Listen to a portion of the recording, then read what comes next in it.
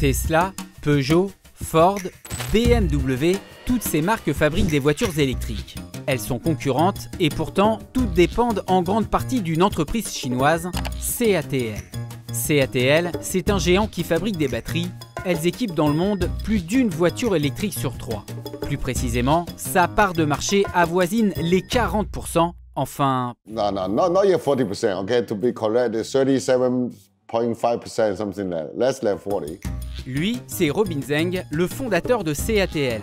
Cet entrepreneur est aujourd'hui à la tête d'un empire entièrement dédié aux batteries. We have more than 20,000 people, engineers, very good talent.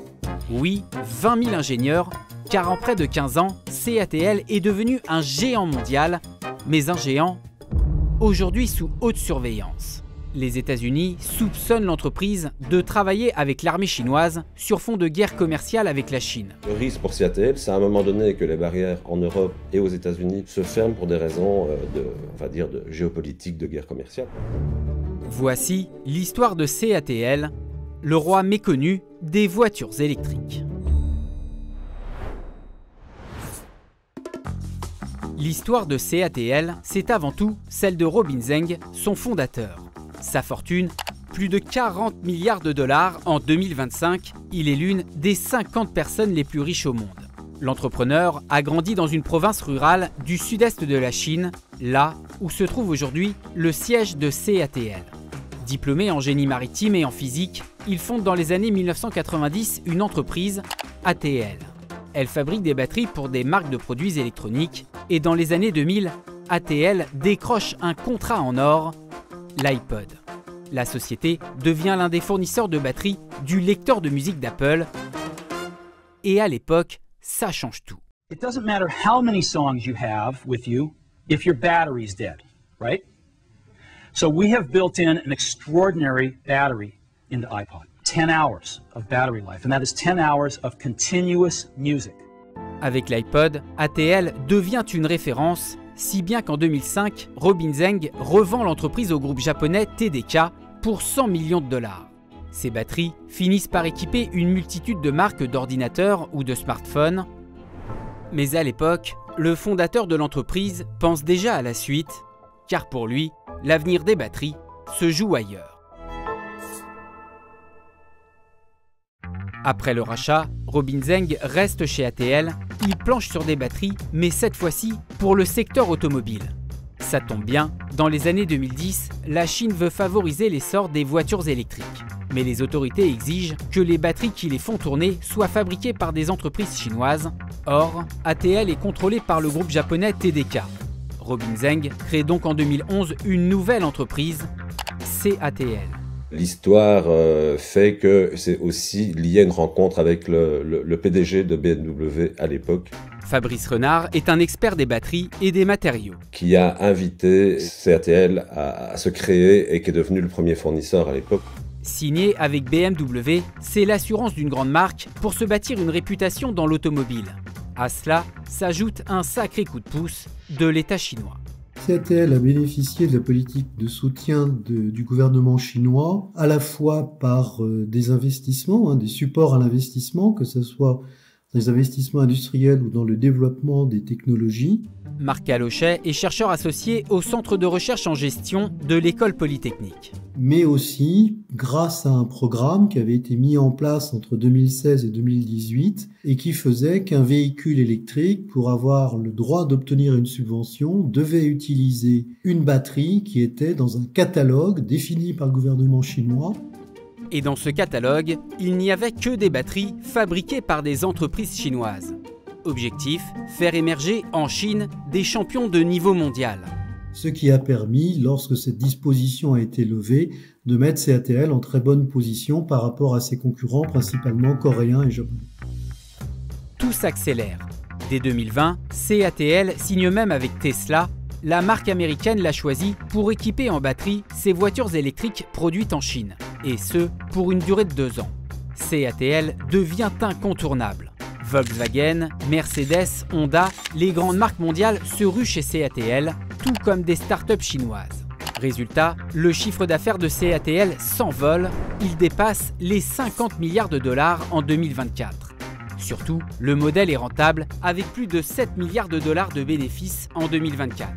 Évidemment, chaque constructeur automobile travaille avec plusieurs fournisseurs de batteries à la fois afin de ne pas mettre tous ses œufs dans le même panier. Mais avec plus de 37% de part de marché au niveau mondial début 2025, CATL prend le large sur ses rivaux. Ce qui est plus inquiétant, on va dire, c'est pour les fabricants coréens, SK, Samsung et LG, et Panasonic au Japon. Eux, on voit leur part de marché qui est en train de décroître fortement.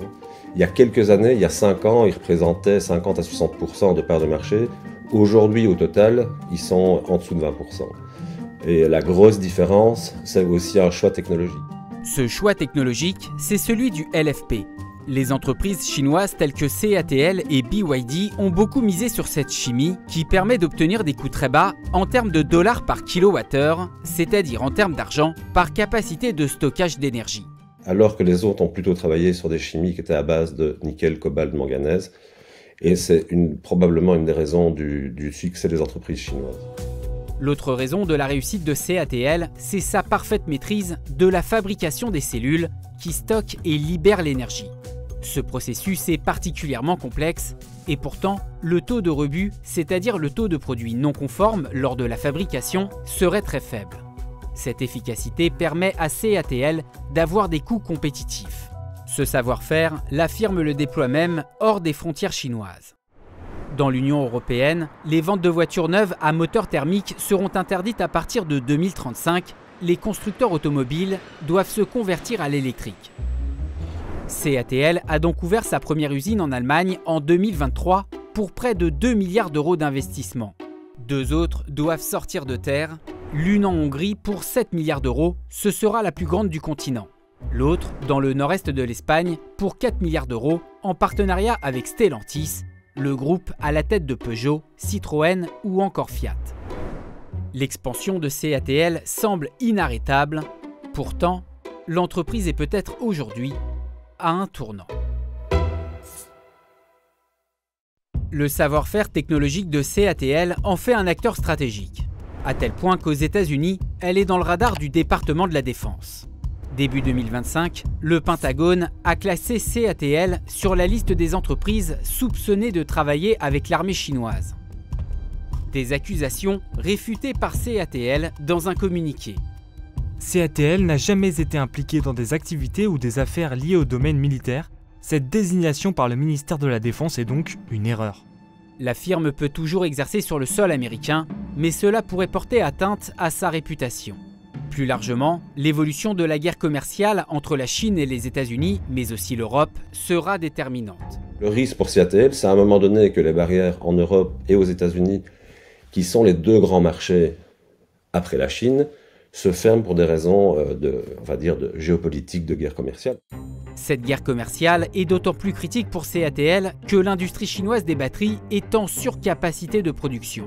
Autrement dit, des batteries sont produites en surnombre par rapport à la demande. Les exportations sont donc vitales.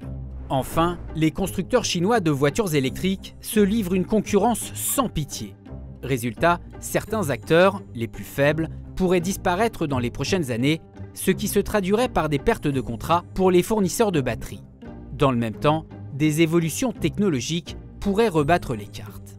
Alors, les jeux ne sont pas faits d'avance parce qu'en fait, CATL, comme les autres constructeurs chinois, maîtrisent la technologie du lithium-ion liquide. Mais il existe d'autres technologies qui peuvent être développées, en particulier le lithium-ion solide, dans lequel en Europe on a Blue Solution, qui est une filiale de Bolloré, et qui est un véritable acteur historique de cette technologie, qui est en train de développer de nouvelles générations. La deuxième technologie qui est intéressante, c'est le sodium-ion, qui n'avait pas été développé à la même vitesse que le lithium-ion parce que ses capacités énergétiques étaient plus faibles. Par contre, le sodium-ion a 2 avantages. Le sodium est peu cher et extrêmement abondant. Et donc cette technologie pourrait être un moyen pour les constructeurs européens de batteries de retrouver de la souveraineté technologique et de la souveraineté économique. En attendant, CATL poursuit son développement tous azimuts. Après les voitures électriques, le groupe veut équiper les poids lourds ou les navires, mais aussi s'attaquer à de nouveaux secteurs.